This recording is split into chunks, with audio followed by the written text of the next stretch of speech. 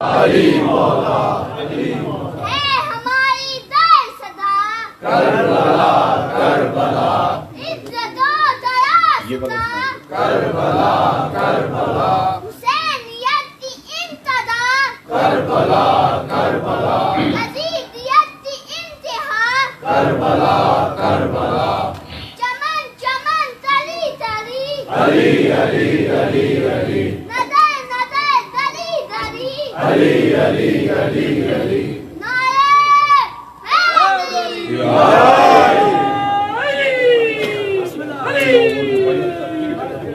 پسینہ جس کا ستاروں کو خلق کرتا ہو، پسینہ جس کا ستاروں کو خلق کرتا ہو، ارے کبھی تو سوچ اس شاہ کا لہو کیا ہے۔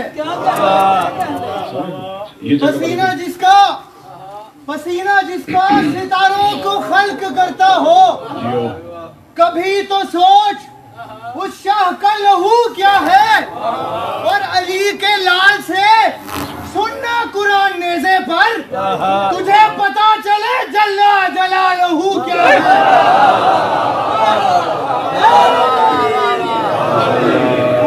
الرحمن الرحیم الحمدللہ الذی جعلنا من المتمسکین بولایت امیر المؤمنین اللہم ایک نعبد و ایک نستعین الصلاة والسلام بتحیت والاکرام علی اشرف الانبیاء والمرسلین واولادہ الطیبین الطاہرین المعصومین المنتجبین المہدیین ثم الصلاة والسلام علی الصدیقۃ المبارکہ الرازیۃ المرضیہ عالمۃ غیر معلمہ بنت القلم والنون وسر بین الکاف والنون ودلیل ارادت کن فیکون سبحان اللہ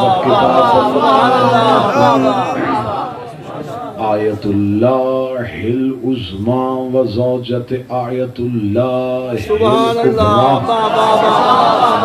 حافظت النبوہ وناشرت الولایہ بلکیس حجرت و تقدیس الجلال و آسیت التکمیل والکمال ام الکتاب ام القرآن ام الانوار ام العائمہ ام المعصومین ام العلوم ام الہدا ام الحسن ام الحسین ام المحسن ام العباس و ام ابیہا السیدہ فاطمہ الزہرا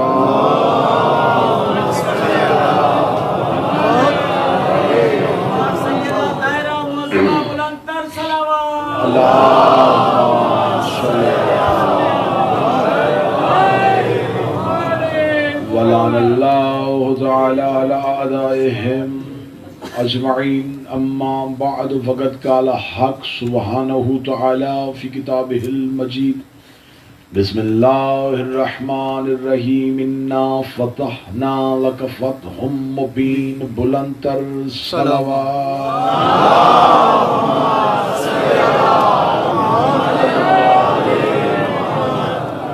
دعائے مالکان ذکر بندگان ذکر کا وارثان ذکر کی بارگاہ میں پیش ہونا قبول فرمائے۔ آقا زادی اس عبادت کا بہتر سے بہتر اجر عطا فرمائے۔ بانیان مجلس حاضرین مجلس کی توفیقات خیر میں اضافہ فرمائے۔ معصومہ بنت الحسین کی دہلیز سے کوئی عزادار مومن اور مومنہ خالی ہاتھ واپس نہ جائے۔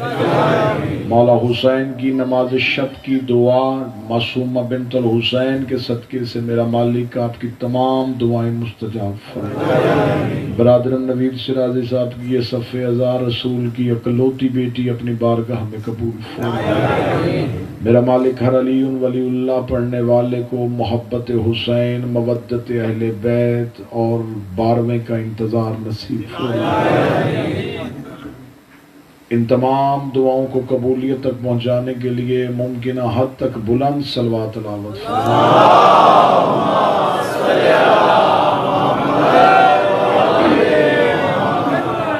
اجازت ہے ذکر شروع کی؟ خداوند متعال نے جب آغاز انسانیت کیا تو خدا نے زمین پر حضرت آدم کو جب اتارا تو حضرت آدم اکیلے نہیں تھے، حضرت آدم کے ساتھ ایک مستور کو اتارا جسے حضرت حوا کہتے ہیں۔ اور آج جتنی بھی نسل انسانیت ہے وہ حضرت آدم اور حضرت حوا کی اولاد ہے۔ پھر اس کے بعد خدا نے جتنے بھی ہادی نبی بھیجے وہ سب مردوں کی صورت میں بھیجے، کسی خاتون کو نبی نہیں بنایا، کسی خاتون کو پیغمبر نہیں بنایا، کسی خاتون کو رسول نہیں بنایا۔ لیکن جیسے جیسے آبادی مردوں کی بڑھتی گئی ویسے ویسے شرح عورتوں کی بھی بڑھتی گئی، لیکن ہر دور کی خاتون نے ہدایت اس دور کے ہادی مرد سے لی۔ اس دور کا جو بھی نبی مرد تھا، جو بھی ہادی تھا، اس سے اس خاتون نے ہدایت لی۔ لیکن خداوند متعال بھی جانتا تھا اور جانتا ہے کہ عورت اپنی بہت سے ایسے مسائل ہیں جس کے لیے عورت ہی سے رجوع کرتی ہے، جیسا کہ تعلیم کا شعبہ ہو، صحت کا شعبہ ہو۔ آج ترقی یافتہ دور ہونے کے باوجود خواتین کو علیحدہ عہدے دیے جاتے ہیں، علیحدہ شعبے دیے جاتے ہیں۔ لہذا خداوند متعال نے کسی مرد کو، ہر مرد کو نبی بنایا لیکن کسی خاتون کو نبی نہیں بنایا تھا۔ لیکن ہر دور میں اللہ نے ایک خاتون کو اس دور میں مثالی عورت بنا کے رکھا تاکہ اس دور کی خواتین اسوہ جو ہے وہ اس خاتون سے لیں، اپنی سیرت اس خاتون سے لیں، اس خاتون کے کردار کے مطابق اپنے کردار کو تراشے۔ تو لہٰذا اگر اللہ نے کسی عورت کو نبی نہیں بنایا تھا تو یہ مطلب نہیں ہے کہ کسی عورت کو مثالی عورت نہیں بنایا تھا۔ خدا نے حضرت آدم کے ساتھ حضرت حوا کو رکھا، حضرت ابراہیم کے ساتھ حضرت ہاجرہ کو رکھا، حضرت موسیٰ کے دور میں حضرت آسیہ کو رکھا، حضرت عیسیٰ کے دور میں حضرت مریم کو رکھا۔ پھر ان تمام خواتین کا تذکرہ اللہ نے قرآن میں بار بار کیا۔ حوا کی بات کی، جناب ہاجرہ کی بات کی، جناب سارہ کی بات کی، جناب آسیہ کی بات کی، اور جناب مریم کی شان میں تو اللہ نے پورے کا پورا سورہ ہی اتار دیا۔ تو خداوند متعال نے ان تمام عورتوں کو قیامت تک کی خواتین کے لیے مثالی عورتیں بنا کے پیش کیا کہ قیامت تک کی خواتین اگر اپنا کردار تراشنا چاہیں تو وہ ان خواتین کو اپنا اسوہ ان سے لیں، ان کو اپنا آئیڈیل بنائیں، ان کو مثالی خواتین سمجھ کے ان سے کردار لیں۔ اب یہاں تمہید مکمل ہو گئی اور موضوع ابھی آپ کے سامنے کھل جائے گا کہ مجھے 2 دنوں میں کیا پڑھنا ہے۔ اب جب خواتین کی دنیا میں ان خواتین کو اللہ نے اعلیٰ بنا دیا تو اب قیامت تک کی خواتین نے انہی خواتین سے سیرت لینی ہے۔ لیکن جناب حوا بہت باعزت ہے، پہلی باعظمت خاتون زمین پہ حضرت حوا ہے، لیکن حضرت حوا مکمل سیرت نہیں دے سکی کیونکہ حوا نہیں بتا سکتی کہ ماں باپ کا احترام کیسے کرنا ہے۔ سیرت کا گوشہ خالی ہو گیا۔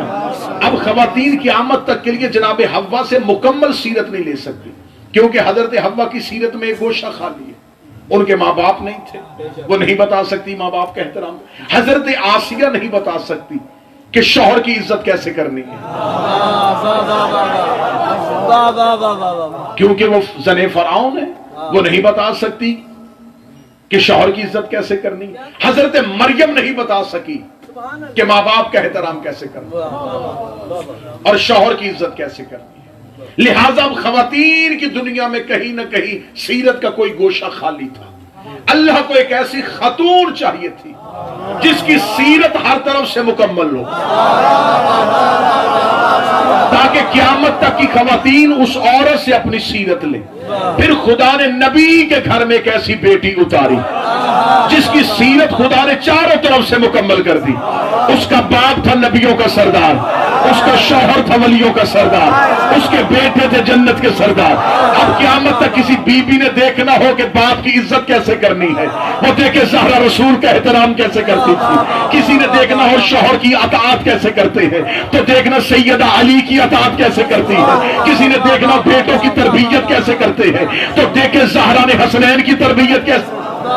جناب سیدہ کو اللہ نے چاروں طرف سے مکمل سیرت کی مالکہ بنا کے اسے بنا دیا سیدۃ النساء العالمین، عالمین کی عورتوں کی سردار، دنیا کی خواتین کی سردار نہیں، عالمین کی۔ اب وقت نہیں ہے، میں جلدی سے بتا دیتا ہوں کتنی عالمین کی عورتوں کی سردار، جہاں جہاں وہ رب العالمین ہے، جہاں جہاں رسول رحمت للعالمین ہے، وہاں وہاں زہرا سیدۃ النساء العالمین ہے۔ اگر حوا عالمین میں سے ہے، زہرا حوا کی سردار ہے، آسیہ عالمین میں سے ہے، زہرا آسیہ کی سردار ہے، ہاجرہ عالمین میں سے ہے، زہرا ہاجرہ کی سردار ہے، مریم عالمین میں سے ہے، زہرا مریم کی سردار ہے، حتیٰ کہ خدیجہ عالمین میں سے ہے، اور زہرا خدیجہ ان کو تمام خواتین پہ مکمل سیرت دے دی، مکمل عزت دے دی۔ اب یہاں تک سمجھا ہے تو اگلا سمجھا سننا۔ اب زہرا کی سیرت مکمل تھی، لیکن ایک گوشہ پھر خالی رہ گیا، کیونکہ فاطمہ نہیں بتا سکی کہ بھائی کے ساتھ کیسے چلنا ہے، زہرا نہیں بتا سکی کہ بھائی کے ساتھ کیسے چلنا ہے۔ اب اللہ کو ایک ایسی خاتون چاہیے تھی جس کی سیرت یہ بھی مکمل ہو۔ اگر کوئی اور خاتون بناتا پھر سیدہ اسے بنانا پڑ جاتا، سردار اسے بنانا پڑ جاتا۔ اللہ نے زہرا ہی کی گود میں ایک ایسی بیٹی ہوتا جسے سیدہ نشانی بنایا، سہریہ زہرا بنا۔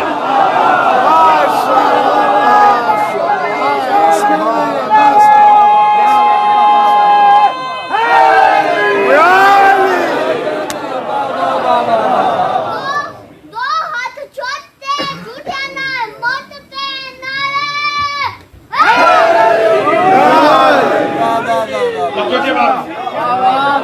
اب اللہ نے اسے سیدۃ نشانی بنایا، اسے بنا دیا ثانی زہرا، زہرا کے بعد پھر زہرا۔ کیا کہنے مجھے ان 2 دنوں میں ان 2 شہزادیوں کو پڑھنا ہے سبحان اللہ، جو بھائیوں کے ساتھ گئی تھی۔ واہ واہ واہ اور یہاں میں پہلی بات تو سادات کی موجودگی میں ایک غلط فہمی دور کر دیجئے گا، یہاں بہن بھائی کے ساتھ نہیں جا رہی، یہاں حجت کی ضرورت بن کے جا رہی ہے۔ یہ بات ذہن میں رکھیے گا، اس گھر میں منصب کا رشتہ دنیا کے رشتے سے زیادہ عزیز، کیا کہنے، واہ واہ واہ واہ واہ واہ یہاں خون کا رشتہ منصب کے رشتے سے کم ہے۔ واہ، یہاں منصب تقاضا کرے تو بیٹا باپ بیٹے کی گردن پہ چھری رکھے گا اگر منصب تقاضا کرے۔ لہذا یہاں پر بہن بھائی کے ساتھ نہیں جا رہی، امامت کی ضرورت بن کے جا رہے، حجت کی ضرورت بن کے جا رہے۔ بعض لوگ شہزادی کا بنت علی کا لقب پڑھتے شریکت الحسین، اور وہ سمجھتے شاید سفر میں ساتھ تھی اس لیے سفر میں شریک تھی تو شریکت الحسین نہیں، شریکت الاخی نہیں، بھائی کی شریکہ نہیں، شریکت السفر نہیں، شریکت الحسین، حسین کی شریکہ۔ صدر کہوں جب سے حسین ہے،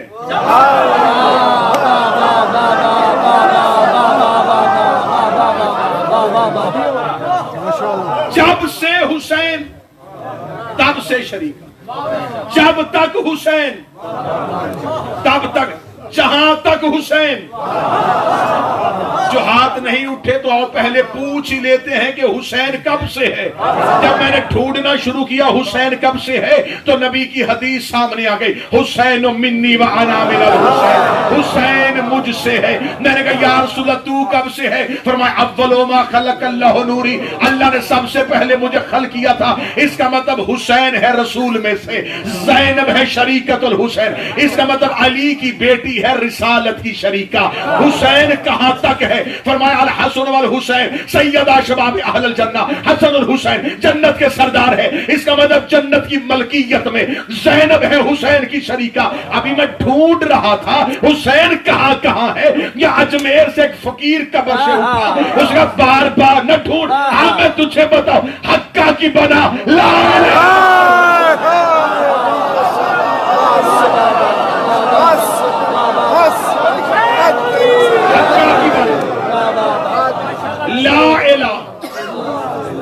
پرست حسین. واہ واہ واہ واہ واہ واہ واہ حسین تو ہے بنیاد لا الہ. سبحان اللہ کیا کیا عالیہ ہے حسین کی شریکہ. آہا واہ واہ واہ جو اب لفظ ادب کا کہنے لگا ہوں جو اردو ادب سمجھتے ہیں, جو حسین کے ساتھ شریک ہو کے لا شریک کو بچائے. بادشاہ حسین ہاتھوں کی خیر کرے. جو حسین کے ساتھ شریک ہو کے لا شریک کو بچائے. ذرا متحر ماحول بناؤ تو میں زینب پڑھوں, کیا کہنے کیونکہ یہ وہ شخصیات ہیں جنہیں ہمیشہ مصائب میں پڑھا جاتا ہے. میں آج پڑھوں گا فضائل میں علی کی بیٹی, کل سناؤں گا فضائل میں حسین کی بیٹی. ان عصمتوں کے قرآن کی تلاوت کریں. جی جی واہ واہ واہ حقیقت ہم میں سے کون کر سکتا ہے؟ حقیقت زینب پڑھنے کے لیے لہجے کا حسین ہونا ضروری ہے. لہجہ حسین کوئی حقیقت زینب. سامعین میں کوئی عباس ہو کیا کہنے کیا کہنے پھر حسین زینب پڑھے. معرفت کے کشکول کھولو. شریکت الحسین, بھائی کے ساتھ شریکہ نہیں, امامت کی شریکہ. یہ ذہن میں نہ رکھنا کہ ایک بہن بھائی کے ساتھ جا رہی ہے. اگر ہو سکے تو مائی کی آواز تھوڑی بہتر کر دیں, اگر ہو سکتی ہے اس کی آواز تھوڑی بہتر کر دیں. یہ ہے بہن بھائی کے ساتھ نہیں. اب دیکھیں توجہ میں, یہ ہے امامت کی ضرورت. ضرورت امامت کا نام زینب ہے. اللہ نے رسول کے ساتھ کردار خدیجہ رکھا, علی کے ساتھ کردار زہرا رکھا. اب دو امام ہیں, ایک وقت کا اور ایک آنے والا. دونوں کو ایک مستور کا سہارا چاہیے. حسین کے ساتھ ہے عالیہ, سجاد کے ساتھ ہے معصومہ. اب ذرا میں ان کی جنگ پڑھنے لگا ہوں. یہ علی کی اور حسین کی بیٹی لڑی کیسے تھی؟ ایک بات ذہن میں رکھیے گا, اللہ نے جو حجتیں اتاری ہیں تو حجتوں کے قوانین بھی بنائے. حجتوں کے قوانین میں سے ایک قانون یہ ہے, اگر ایک دور میں دو حجتیں اکٹھی ہو جائیں تو ایک حجت کلام کرے گی, دوسری خاموش رہے گی. جو قریب بیٹھو یہ بولتے ہیں, اگر ایک وقت میں دو حجتیں بھائی ایک وقت اکٹھی ہو جائیں, ایک حجت کلام کرے گی, دوسری دونوں حجت ایک وقت میں نہیں بولیں گے. جیسے حضرت ابراہیم حضرت اسماعیل دور ایک حجتیں دو. اب گفتگو ابراہیم کریں گے, اسماعیل خاموش رہیں گے. موسیٰ بات کریں گے, ہارون خاموش رہیں گے. یعقوب تقریر کریں گے, یوسف خاموش رہیں گے. مصطفیٰ بات کریں گے, حیدر خاموش رہیں گے. علی بات کریں گے, حسن خاموش رہیں گے. حسن بات کریں گے, حسین خاموش رہیں گے. حسین گفتگو کریں گے, سجاد خاموش رہیں گے. یہاں سے لے کے وہ آخر تک جو سیدہ سننے آیا ہے, بنت علی سننے آیا ہے, اس انداز میں علی کی بیٹی کا فضائل سنا ہو, حق بنتا ہے کہ ہاتھوں کو کھول کے مجھے داد نہیں, شہزادی کے دروازے پہ سلام کرنا. اگر ایک دور میں دو حجتیں ہوں, ایک حجت کلام کرتی ہے, دوسری خاموش, ایک کلام دوسری خاموش, ایک کلام دوسری خاموش. کہاں جا کے دنیا کو زینب سناؤ؟ شام کے بازار میں زینب کلام کر رہی تھی, دو حجتیں خاموش.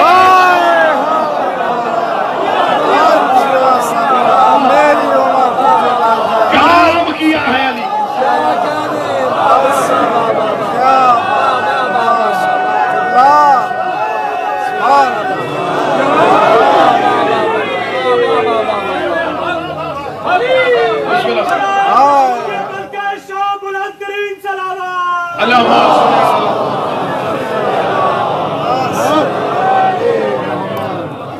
کلام کیا ہے.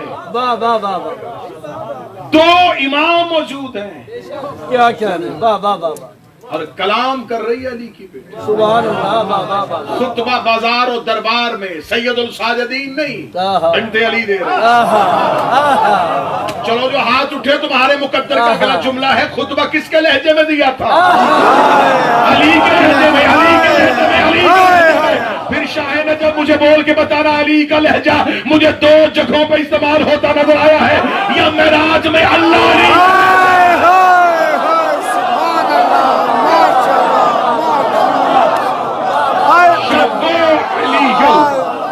عظیم علی کے لہجے میں بولا، یہاں یہ عالیت العظیم علی کے لہجے میں، کیا کہنے، واہ واہ واہ واہ، بہت اچھے، اور یہ خطبہ نہیں تھا، یہ لہجے کی تلوار تھی۔ آہا آہا، واہ واہ، حجتوں کے ہاں، امامتوں کی ہاں تلوار سے جنگ کرنا جہاد نہیں ہوتا، ہدف کا تعین ہوتا ہے۔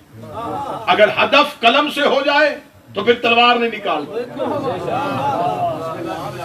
مقصد لوگوں کو قتل کرنا نہیں، مقصد خون ریزی نہیں، مقصد ہدف ہے، ہدف طے ہو جائے تو ہو جائے۔ شہزادی نے اپنا ہدف طے کیا، شہزادی کا لقب ہے فاتح شام، سب نے سنا، میں وہ القاب پڑھ رہا ہوں جو تم نے سنے ہوئے، فاتح شام، شام کی فاتح۔ آپ کیا سمجھتے کہ شام گئی تھی، خطبہ دیا تھا اس لیے فاتح شام؟ یقیناً فاتح شام ہے۔ اب اس کے لیے مجھے تھوڑا پس منظر پڑھنا پڑے گا، لیکن اگر آپ میرا ساتھ دیں گے، فاتح شام کیسے؟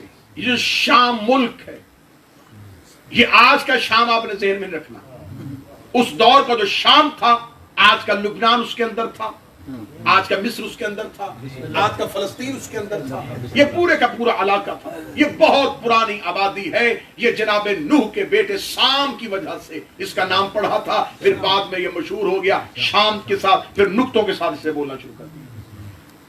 اب اس کے پس منظر میں تھوڑا سا جائیے، میں فاتح شام سناؤں آپ کو۔ رسالت مآب نے مکہ فتح کیا، جب فتح مکہ کیا رسول نے، تو رسول ایک بہت بھاری لشکر لے کے مکہ کے باہر پہنچے۔ جب رسول مکہ کے باہر پہنچے تو مکہ والوں کی نیند اڑ گئی، وہ جسے پتھر مار کے نکالا تھا، وہ جسے کانٹے جس کے رستے میں پھینکے تھے، آج وہ لشکر لے کے آ گیا۔ یقیناً آج مکے میں خون بہے گا، آج مکے میں کسی گھر میں کوئی زندہ نہیں بچے گا، لیکن یہ رحمت للعالمین تھا، یہ کائنات کا پہلا فاتح اعظم تھا، جس نے اپنے لشکر کو یہ کہہ کے مکہ کے باہر روک دیا کہ ابھی رکو، مکے والے سوئے ہوئے، ہمارے جانے سے کسی کی نیند خراب نہ۔ یہ اسلام کی فتح۔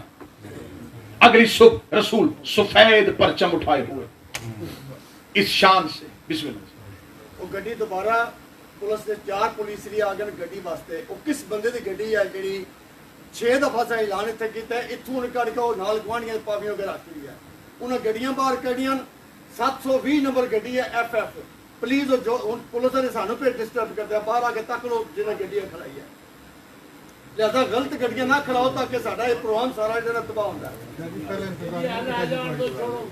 وہ جو دروازے انتظامیہ جنہیں بھی گڈی کھڑائی ہے 720 فوراً نکالو پلیز۔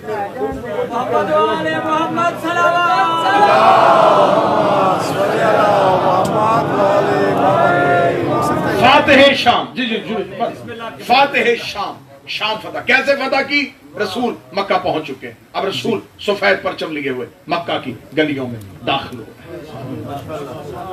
رسالت مآب کا دربار سج گیا، مکہ کے لوگ ڈرے ہوئے گھروں میں بیٹھے تھے۔ رسول نے کہا منادی کرواؤ، آج جس نے معافی لینی ہے آ جائے۔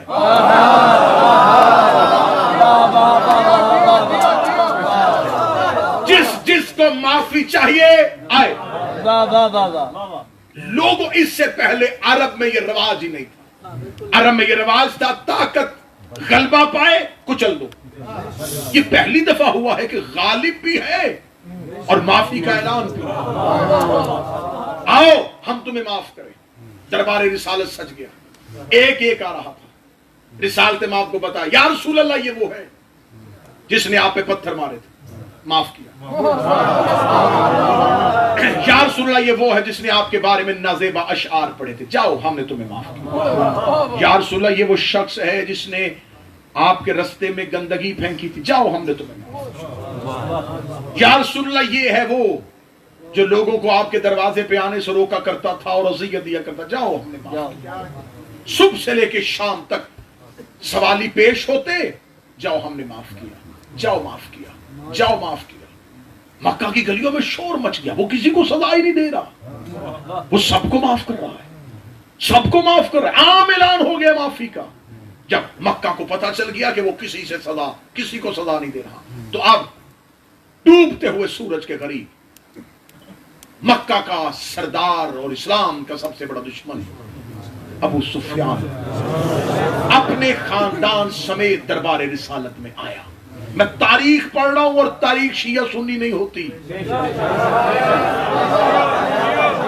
जो ही दरबार रिसालत में आया तो रिसालत माप में आके खड़ा हुआ। अब मक्का वालों ने सोचा अब क्या ऐलान होगा। अजियत भी इसने दी थी, तकलीफें भी इसने दी थी, अहकामात भी सारे यही देता था। जो ही वो दरबार रिसालत में आया, रसूल के दरबार में आके सर झुका के खड़ा हुआ, रहमत लिल आलमीन का चेहरा उठा, रहमत की निगाहें उसके चेहरे पे गई। वो जो सुबह से कह रहा था ना, जाओ हमने तुम्हें माफ किया, जाओ हमने तुम्हें माफ किया, मुझे नहीं पता कौन बंदा जिसके दिल के अंदर जुमला चला जाएगा। रसूल ने सर उठाया, उसके तरफ जाओ हमने तुम्हें आजाद किया।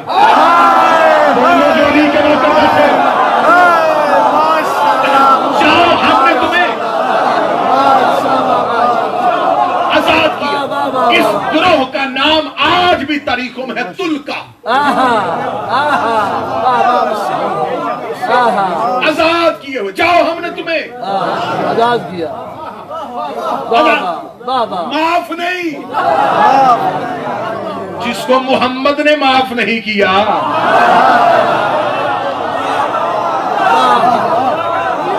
जाओ हमने तुम्हें आजाद किया। जो ही रसूल ने कहा जाओ हमने तुम्हें आजाद किया, ये बात में कहा करता था मक्का की गलियों में, काश उस दिन अब्दुल्ला का बेटा मुझे कत्ल कर देता। ये जुमला ना कहता, क्योंकि ये जुमला कह के उसने मुझे हमेशा के लिए मार दिया। सरदार ज़हनियत का बंदा, और मुस्तफा ने कहा जा हमने तुझे। इसके बाद ये मक्का की गलियों में जाता और छोटे छोटे बच्चे इसे देख के कहते ये है वो जिसे मुस्तफा ने आजाद किया।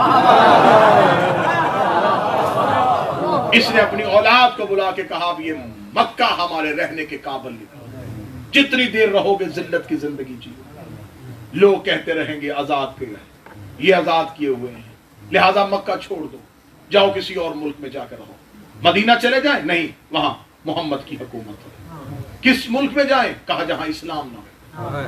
आखिर इसका खानदान शाम पहुंच गया। फातिह शाम सुनना है तो पस मंजर तो सुनना पड़ेगा। ये पहुंच गए शाम, इन्होंने जाके शाम में। अब रसूल की जाने के बाद पहला खलीफा जब तख्त पे बैठा, मैं पूरी जिम्मेदारी के साथ हिस्ट्री आपको सुनाऊं। जब पहला खलीफा बैठा और पहली खिलाफत के बाद जब दूसरी खिलाफत का दौर आया, तो दूसरी खिलाफत के दौर में फतूहात शुरू हुई, मुल्कों को फतह करना शुरू किया। उस वक्त उन्होंने एक बहुत बड़ा लश्कर शाम की तरफ रवाना किया, 4 लोगों को उसका सरदार बनाया। उन 4 लोगों से कहा कि तुम चले जाओ शाम की तरफ, और अगर शाम फतह कर लो तो ये जो 4 सरदार जा रहे हैं लश्कर लेके, तुम चारों आपस में शाम को तकसीम कर लेना। एक को उर्दन दे देना, एक को मिस्र दे देना, एक को यमन दे देना, एक को दमिश्क दे देना। शर्जील इब्न असला, शर्जील इब्न हसना, आस, और एक यजीद बिन अबू सुफियान, आमिर बिन तारिक, ये 4 लोग गए। इनमें एक है यजीद बिन अबू सुफियान, ज़हन में रखना, एक यजीद मुआविया का बेटा था, एक यजीद मुआविया का बड़ा भाई था। ये जो मौलवियों ने आज, अनपढ़ मौलवियों ने एक हदीस निकाली हुई है ना कि रसूल ने कहा था जो कुस्तुनतुनिया की जंग में चला जाएगा वो जन्नत में चला जाएगा, वो यजीद जो गया था उस जंग में वो मुआविया का भाई था, बेटा नहीं था। ये कौन सा बेटा है जो बाप से पहले पैदा हो गया?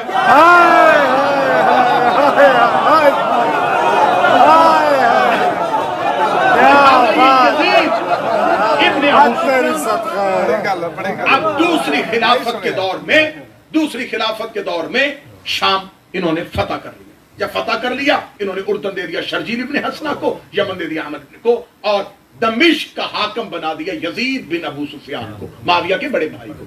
ये 1 साल दमिश्क का हाकम रहा। 1 साल के बाद ताउन के मर्ज में मुब्तला होकर मर गया, और अपने बाद अपने भाई माविया बिन अबू सुफियान को दमिश्क का हाकम बना के चला गया। उधर दूसरी खिलाफत का दौर गुजर गया, उधर तीसरा खलीफा मदीने बैठ गया। अब उधर तीसरा खलीफा वो भी बनी उमैया में से, اور دمشق میں جو بیٹھا وہ بھی بنی امیہ میں سے. لہٰذا اس نے اس کو اتنا مضبوط کیا کہ اس نے باقی جتنے بھی تھے ملک ان تمام کے عہدیداروں کو معزول کر کے بلا اشتراک غیر اس کو حاکم بنا دیا پورے کے پورے شام.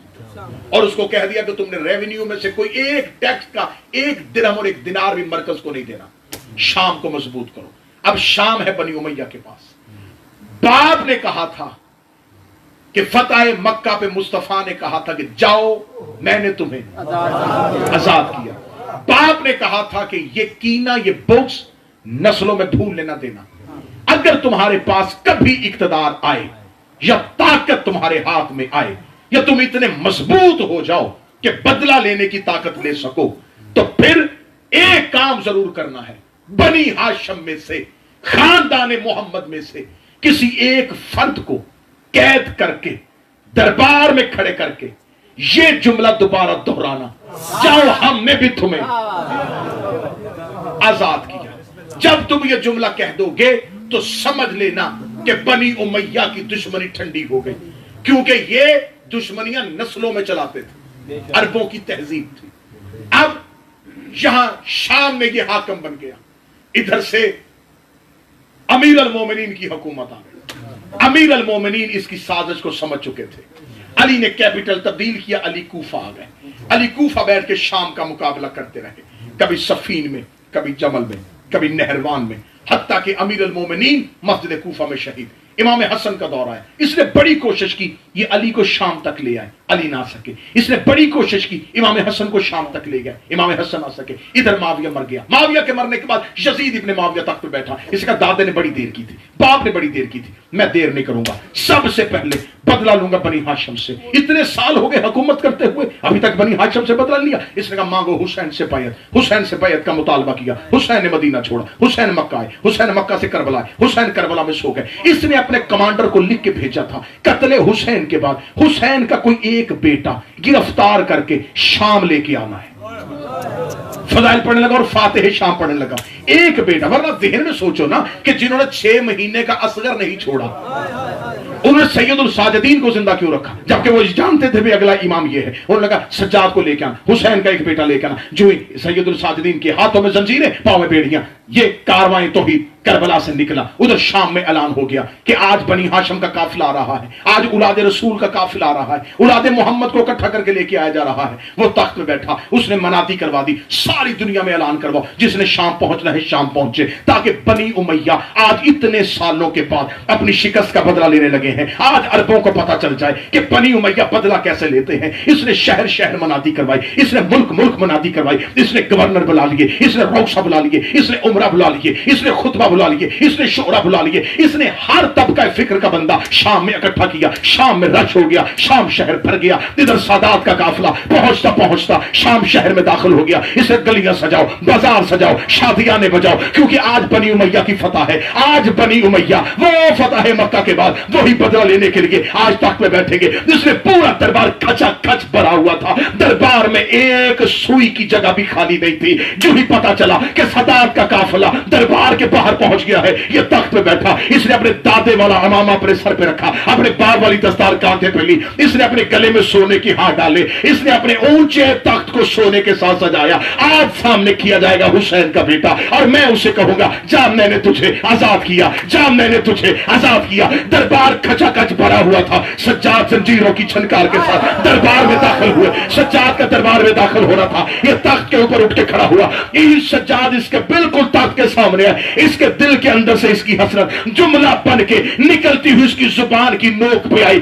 ابھی یہ کہنے لگا تھا کہ جا میں نے تجھے آزاد کیا. سجاد کی کمر کے پیچھے سے ایک مزدور کا ہاتھ آیا. اس نے سجاد کو ہٹایا. سجاد کو ہٹا کے اس بی بی کی آواز آئی, یبنا تم کا, اور ہمارے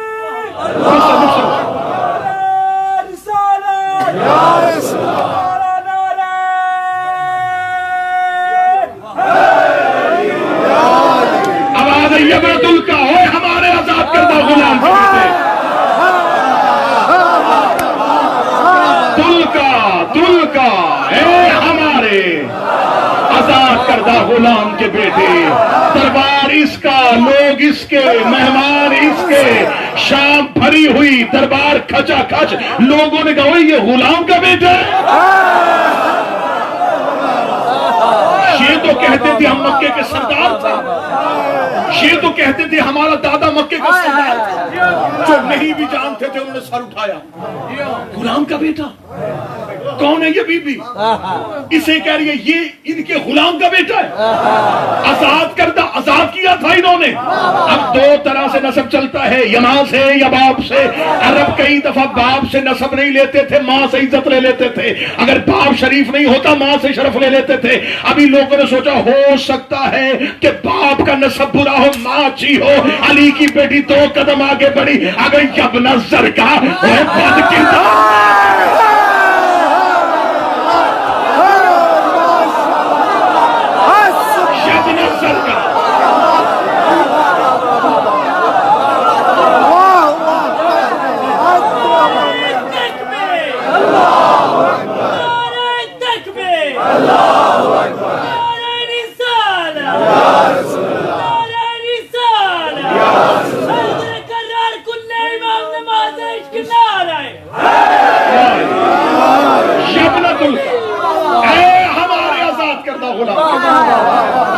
نظر کا۔ اب میری مجبوری ہے میں اس لفظ کو کھولوں گا۔ بی بی کہتی ہے جھنڈے والی عورت کے بیٹے، بد کردار ماں کے بیٹے،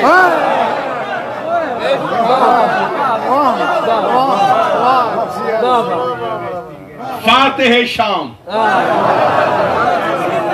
یوں تخت پہ کانپ رہا تھا، لوگوں کی زبانیں بند ہوئی کہ یہ خود جواب دینا، یہ کیوں نہیں بول رہا، وہ کہتن کہہ رہی ہے اور یہ بات کیوں نہیں کاٹ رہا۔ دربار میں سناٹا تھا، جواب کیسے دے، بولے تو کیسے بولے، آگے علی کا لہجہ تھا، لہجہ علی یوں دیوار بن کے کھڑا، دربار میں ہو کا عالم ہوا۔ میں بالکل تاریخ پڑھ رہا ہوں، یوں لرزہ برادر ہوا، تخت پہ بیٹھ کے لرزہ۔ اس نے اپنے کرائے کے خطیبوں کو دیکھا، وہ جو کرائے پہ خطیب رکھے تھے، جو خوش آمدی مولوی ہوتے ہیں، جو ہر دور میں درباروں میں جی حضوری کرتے ہیں، وہ ایک خوش آمدی اٹھا ملا، وہ اس نے اپنے عقل سے کام لیا، اس نے دیکھا کہ یہاں نفسیاتی حملہ کر، اٹھا، اس نے کہا سنو شام والو، اے اہل شام، یہ بی بی کہہ رہی ہے کہ یہ آزاد کردہ غلام کا بیٹا ہے، یہ اس وجہ سے کہہ رہی ہے کیونکہ یہ بنی ہاشم سے ہے اور یہ خاندان رسالت سے ہے، لیکن اس بی بی سے یہ کیوں نہیں کوئی پوچھتا؟ جب اللہ نے ان کے گھر میں نبوت اتاری تو ان کے آباء و اجداد نے اسے تسلیم کیا، آج جب اللہ نے خلافت انہیں دے دی ہے تو یہ تسلیم کیوں نہیں کر رہے؟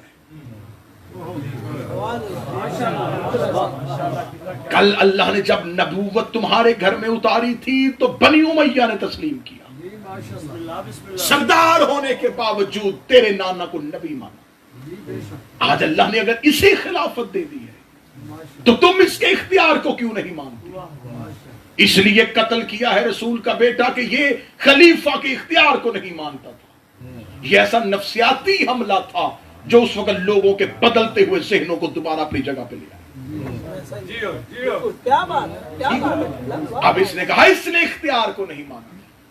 شہزادی بولی یزید یہ تیرا کرائے کا خطیب کچھ کہہ رہا ہے، آواز نہیں آ رہی، یہ دربار میں روشن دانوں سے ہوا آ رہی ہے، یہ ہوا روک۔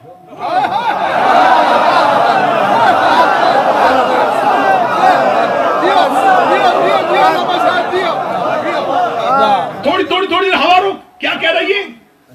یہ ہوا کا شور روک۔ دربار خاموش۔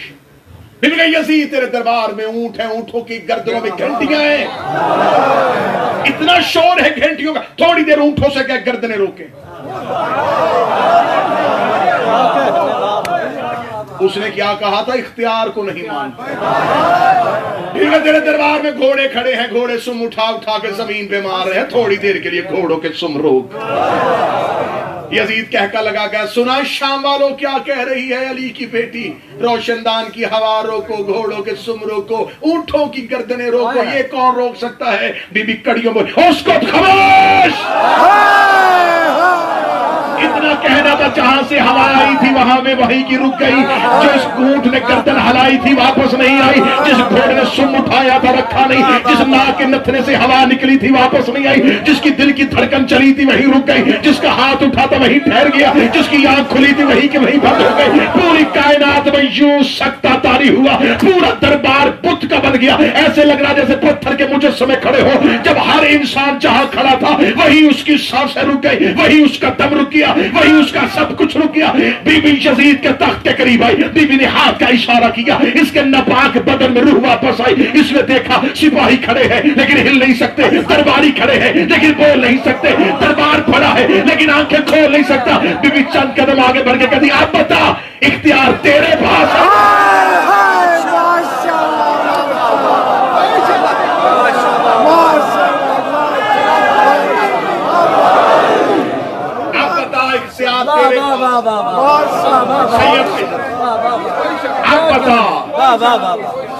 اختیار تیرے پاس ہے، کیا کہنے، یا ہمارے پاس؟ ہم نے تیرے اختیار کو نہیں مانا۔ جو ہی دربار میں زندگی واپس لوٹی تو انہیں پتا چل گیا کہ یہ ہے با اختیار۔ دربار سے ایک ہی آواز ہے، کون ہے تو؟ تعارف کروا، کون ہے تو؟ اب بولی بی بی، بول کے بتا دی، ہم بتاتے ہیں کہ ہم کون ہیں، ہم خاندان وحی ہیں۔ خطبہ شروع کر لیا میں نے علی کی بیٹی، ہم خاندان وحی ہیں، کیا کہنے، ہم اسرار الہیہ، سبحان اللہ، ہم وہ قلم ہے جس سے خدا لکھتا ہے،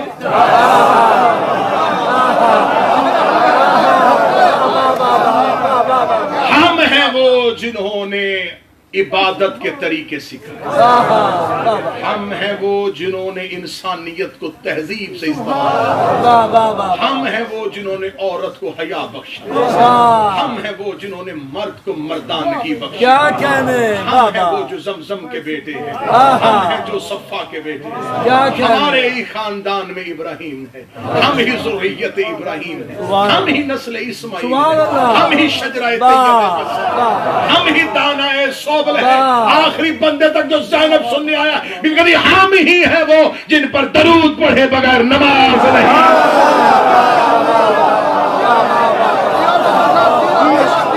میں اس کی بیٹی ہوں جس کی ولایت اور امامت کو غدیر پہ مصطفیٰ نے واجب کیا۔ میں حیدر کرار کی بیٹی ہوں، میں یسوع الدین کی بیٹی ہوں، میں قائد غر المعجلین کی بیٹی ہوں، میں فاتح درائم کی بیٹی ہوں، میں نقطہ بائے بسم اللہ کی بیٹی ہوں، میں فاتح بدر کی بیٹی ہوں، میں فاتح خندق کی بیٹی ہوں۔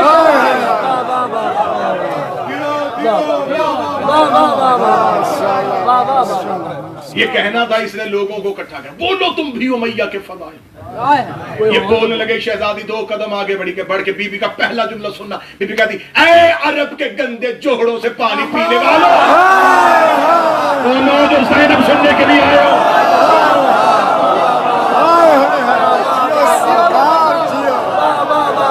عزت دار رشتوں سے شادیاں کرنے والوں، اے زمانہ جہالیت میں حیوانوں سے بھی بدتر زندگی گزارنے والوں، تم مقابلہ کرو گے ان کے ساتھ جس کے دروازے پہ اللہ نے ستارہ اتارا ہے۔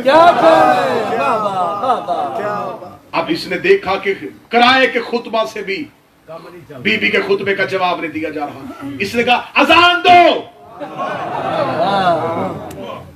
مؤذن اکٹھے ہوئے، 5 مؤذنوں نے اکٹھے ہو کہا اللہ اکبر۔ بی بی نے مسکرا کہا بے شک ہم نے وعدہ سچا کیا۔ مؤذن کی آواز ہے یا اشہد ان لا الہ الا اللہ۔ بی بی سر جھکا کے کہتی پہلی گواہی دینے والے ہم ہیں۔ جو ہی مؤذن نے کہا اشہد ان محمد رسول اللہ، بی بی کہتی اگر اللہ نے خلافت تجھے دیا جرت کر اذان میں سے میرے نانے کا نام نکال کے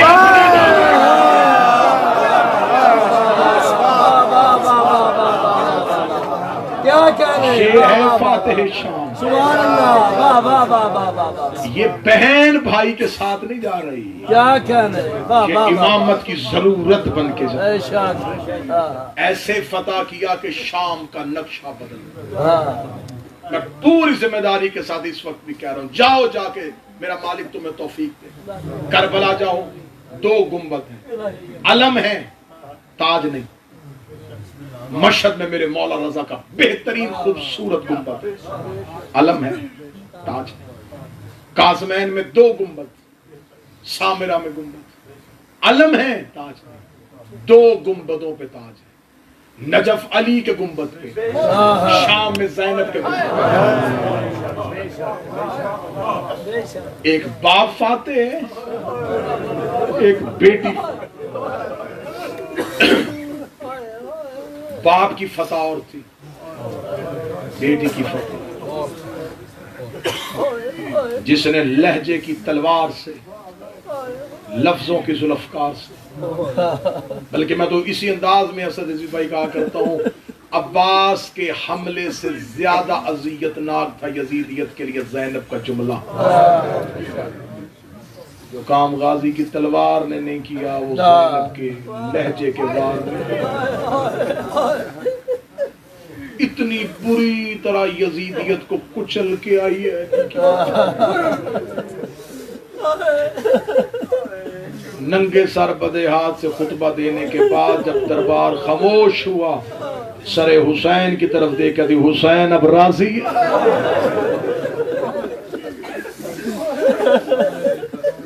حسین بہن کا وعدہ سچ ہوا. یہ مدینے سے چلی تو بطول تھی, یہ مکے پہنچی تو جانشین رسول بنی. یہ کربلا میں 8 دن حسن بنی رہی, یہ شام غریباں کی ایک رات عباس بنی. پھر یہ کربلا سے کوفہ اور کوفہ سے شام تک علی بنی رہی. 72 بازار, 144 گلیاں, 288 موڑ, 9 بار شرابی کے دربار میں پیش, 1 سال بغیر چھت والا زندان, رہا ہو کے پھر مدینے, مدینے سے قید ہو کے پھر شام. 6666 میل ننگے پاؤں ننگے سر سفر کر کے 15 رجب کو شام کی پہاڑی پہ آ کے رو کے کہتی, حسین زینب تھک گئی.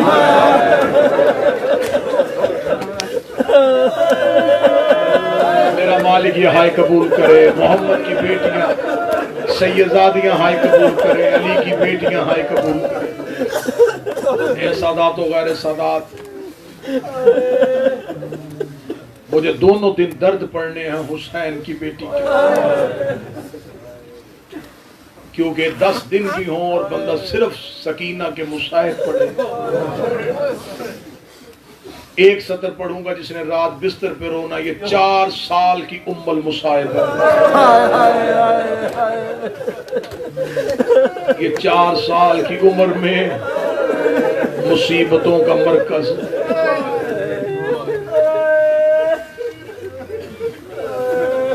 مجھے بڑا پیار ہے, ایک عربی عالم دین نے کتاب لکھی ہے, من الفاطمہ الی الفاطمہ, فاطمہ سے فاطمہ تک. اس میں انہوں نے رسول کی بیٹی فاطمہ اور حسین کی بیٹی فاطمہ دونوں کا تذکرہ کیا. میرے مولا حسین کو ماں کے نام سے بڑا پیار تھا. مولا حسین نے اپنی ہر بیٹی کا نام فاطمہ رکھا, ہر بیٹی کا نام. مولا کہتے تھے اللہ مجھے 1000 بھی بیٹی دے, میں نام فاطمہ. میرے بادشاہ حسین نے اپنے ماننے والوں سے کہا ہے اپنی ایک بیٹی میں سے ایک بیٹی کا نام فاطمہ ضرور رکھنا, جسے فاطمہ رکھنا پھر اسے چھڑکنا نہ. مولا کہتے میرا اس گھر میں آنا جانا رہتا ہے جہاں کوئی فاطمہ رہتی ہے.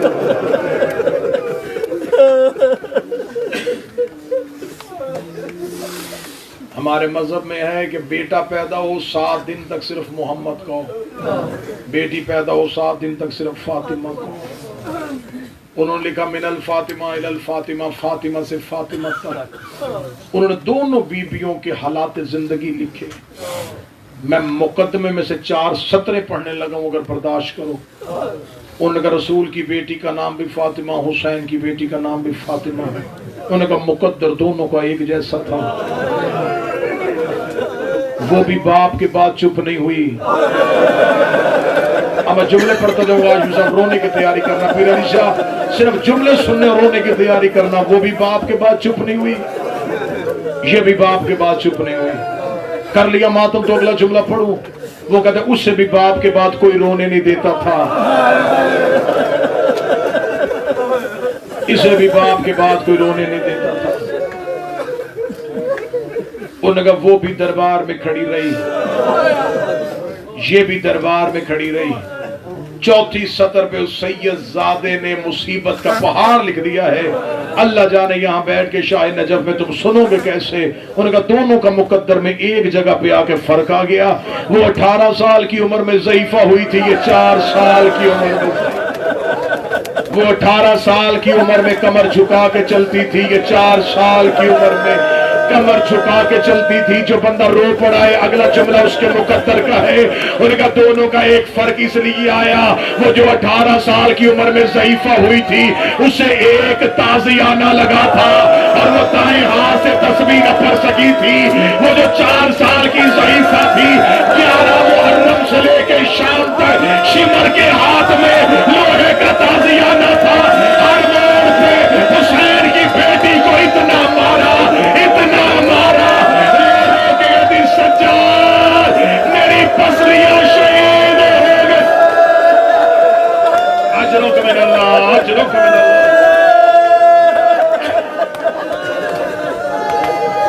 مولا تیرا رونا قبول کرے، رسول کی بیٹیاں تیرا ماتم قبول کرے. 4 سال کی عمر میں ام الموسیٰ مولا حسین نے اللہ سے تہجد کی نمازوں میں مانگا تھا، میرے اللہ مجھے بیٹی دے جو میرے سینے کے بغیر سو نہ سکے. اللہ نے بیٹی دی، نام ماں کے نام پہ فاطمہ، لقب سکینہ. حسین کہتے تھے میرا اس گھر میں دل نہیں لگتا جس گھر میں مجھے سکینہ نظر. وہ جس سے بابے کو بڑا پیار تھا وہ 10 محرم کی اثر تک بابے کے سینے پہ رہی. کل میں پڑھوں گا بیٹی اور باپ کی آخری ملاقات.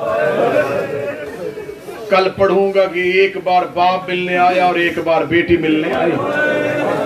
دونوں کی ملاقات کیسی تھی. بس جب شام غریبہ اس بی بی کا سفر شروع ہوا، میں بڑا چھپا کے جملہ پڑھوں گا. نرم دل سید بیٹھے ہو، جو رسی یاسین کے گلے میں تھی وہی کوثر کے گلے میں تھی. اس نے ابھی بھی ہائے نہیں کہا، تیرا اپنا مقدر ہے. مالک حسین ماتم قبول کرے. یاسین اپنی کمر سیدھی کرتی، کوثر کے تلوے زمین سے اٹھ جاتے. کربلا سے یہ قافلہ کوفہ کی طرف روانہ ہوا. سادات و غیر سادات مقتل کہتی ہے ماں اکیلی نہیں آئی تھی، بچے بھی لے کے آئی تھی. ماؤں کے ساتھ بچے بھی تھے. مائیں بیٹھ گئیں بن پلان اونٹوں پہ، ہاتھ تھے ماؤں کے گردنوں کے پیچھے بدے ہوئے. جب ماں کے ہاتھ ہی بدے ہوں پھر بچہ کیسے اٹھائے. کتابیں کہتی ہیں بچے تھے ماؤں کی گردنوں کے ساتھ. کمینے اونٹوں کو دوڑانے کے لیے اونٹوں کو تازیانہ مارتے. آدھا تازیانہ اونٹ کو لگتا، آدھا بچے کو لگتا. بچے کے ہاتھ ماں کی گردن سے چھوٹتے. بچے کی آواز آتی اماں میں گر رہا ہوں. ماں رو کے کہتی اکبر کا صدقہ، اصغر کا صدقہ، اون کا صدقہ، حسین کا صدقہ. بچے گرتے گئے، زینب گنتی گئی. بچے گرتے گئے، ماتم کی تیاری کرنا، بچے گرتے گئے، زینب گنتی گئی، ایک ایسا موڑ آیا ہے جس پہ سر حسین والا نیزہ رک گیا۔ ایک سپاہی سجاد کے قریب آیا، آگے کہتا تیرے بابے کا سر والا نیزہ چلتا کیوں نہیں؟ سجاد رو کے کہتا میرا کوئی بچہ گر گیا ہے۔ یہ دیکھ کے کہنے لگا بچہ گرتا ہے تو گرنے دے، قافلہ چلا، ہمیں جلدی ہے، ہم نے کوفے پہنچنا ہے۔ سجاد رو کے کہتے جب تک اٹھاؤ گے نہیں سر حسین چلے گا نہیں۔ زینب کی آواز ہے سجاد تازیہ میں نہ تھا، جو بچہ گرتا ہے گرنے دے۔ سجاد رو کے کہتا نہ میری مجبوری ہے، پہلے بیٹے گرتے تھے اب میری سکینہ گر گئی ہے، اب نہ میری سکینہ اونٹ سے گر گئی ہے۔ سکینہ کے گرنے کا نام آنا تھا۔ زینب کی آواز ہے بلاؤ میرے حسین کی بیٹی۔ حوصلہ کرو، حوصلہ کے ساتھ بلاؤ حسین کی بیٹی۔ مولا سجاد کی آواز ہے مولا مجھے اجازت دو میں اپنی بہن کو لے کے آؤں۔ جو سید بیٹھے مجھے معاف کر دینا، لینے وہ گیا شام غریبہ جس کے تماچے سے ڈری تھی۔ شمر ملعون گھوڑے میں بیٹھا، اس نے گھوڑے کو واپس کیا، جب پیچھے مڑ کے دیکھا ایک ٹیلے کے قریب سہمی ہوئی بیٹھی تھی۔ قریب آیا، گھوڑے کو چکر پہ لگایا، لگا کے کہتا بچی یہاں گر کیوں گئی ہے؟ رو کے کہتی میں مدینے والے محمد کی بیٹی ہوں، میں تمہیں اپنے باپ کے لہو کی ضمانت دیتی ہوں، تم قافلہ لے کے کوفے چلے جاؤ، میں وعدہ کرتی ہوں میں سچے باپ کی بیٹی ہوں، میں پیچھے کوفے آ جاؤں گی۔ یہ دیکھنا تو کرے گی کیا؟ رو کے لگی ابھی کربلا تھوڑا دور ہے، میں یہاں سے واپس کربلا جانا ہے، جا کے تو کرے گا کیا؟ رو کے کہتی میں بابا بغیر کفن کے چھوڑ آئی ہوں، میں بابا بغیر کفن کے چھوڑ آئی ہوں۔ میرے بابے سے سنا تھا، میرے دادے کا ایک صحابی تھا، نام اس کا ابو ذر تھا، رمضہ کے صحرا میں ابو ذر کا دم نکل گیا تھا، ابو ذر کی بیٹی راستے میں کھڑی ہو گئی تھی، اس نے قافلے سے کفن مانگ کے اپنے باپ کو کفن دیا تھا۔ میں اسی راستے میں بیٹھ جاؤں گی، جب کوئی قافلہ گزرے گا میں کہوں گی میں سید زادی ہوں، مجھے خمس میں چادر دو، وہ مجھے چادر دیں گے، میں اپنے بابے کو کفن دے کے جہاں کہو گے وہاں آ جاؤں گی۔ اب میرے سر پہ قرآن رکھ۔ اس ملعون نے کام کیا گیا، اس نے تازیانہ لہرایا، لہرا کے کہنے لگا میرے گھوڑے کے آگے دوڑ، میرے گھوڑے کے آگے دوڑ۔ سکینہ کبھی کہتے، سکینہ کبھی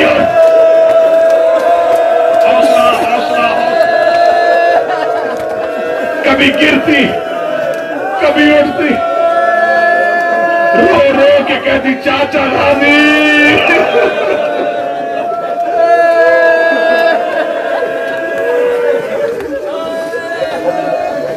آج پھر سننا، کل شہادت پڑھوں گا۔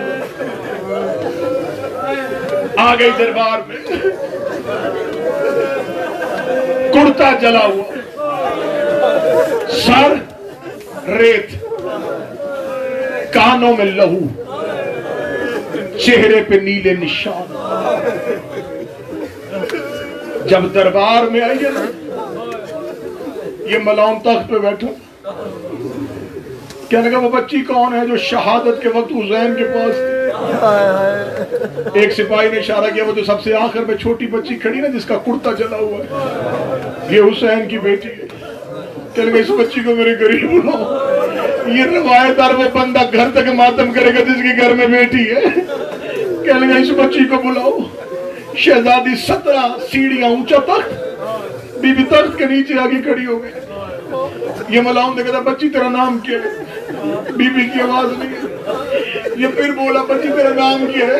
بی بی کی آواز نہیں۔ یہ تیسری مرتبہ بولا بچی تیرا نام کیا ہے؟ جب بی بی نہیں بولی، یہ دیکھ رہا اس بچی کو کس پہ مان ہے؟ میں بلاتا ہوں یہ بولتی کیوں نہیں ہے؟ اس نے سپاہی کو اشارہ کیا، سجاد رو کہتا قریب نہ جانا۔ یہ دیکھتا ہمارا حاکم بلاتا تیری بہن بول کیوں نہیں رہی؟ سجاد رو کہتا کمینے میری سکینہ بول رہی ہے، اس کے گلے کی رسی اتنی تنگ ہے۔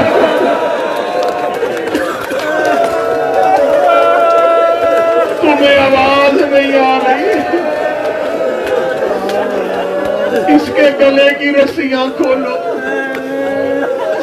جب کہ اس کے گلے کی رسی کھولو، ملعون قریب جانے لگا۔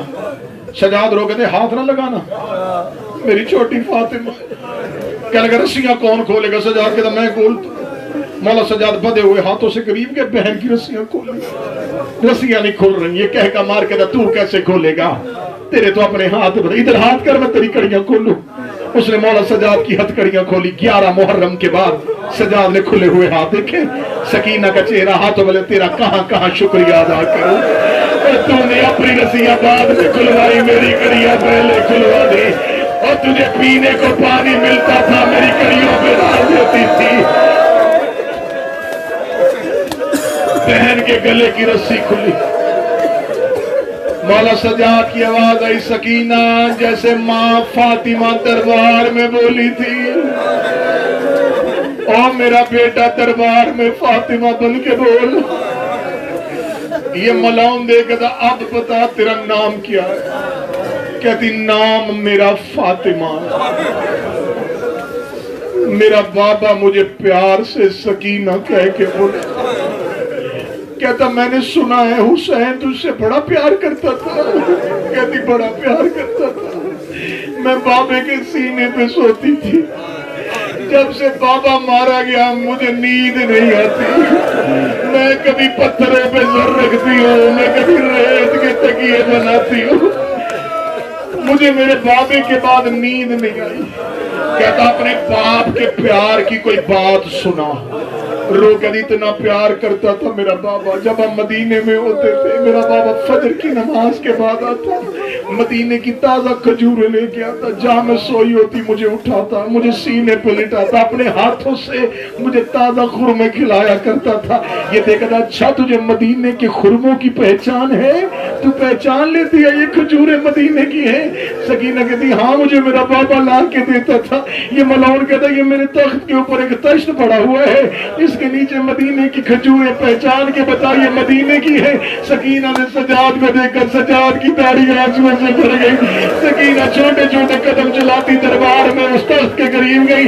बीवी सकीना ने तल से कपड़ा हटाया, नीचे खजूरें दी, बाबे का कटा हुआ, बाबे के कटे हुए सर पे नजर पड़ी, पहले तो एक कदम पीछे दी, फिर दौड़ के करीब आई, बाबे का सर अपने हाथों पे लिया, हाथों पे लेके कहती आंखें खोल, मैं तुझे तमाचों के निशान देगा।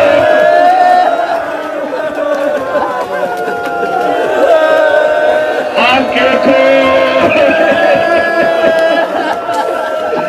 ओ मेरा गरीब करबला बाबा।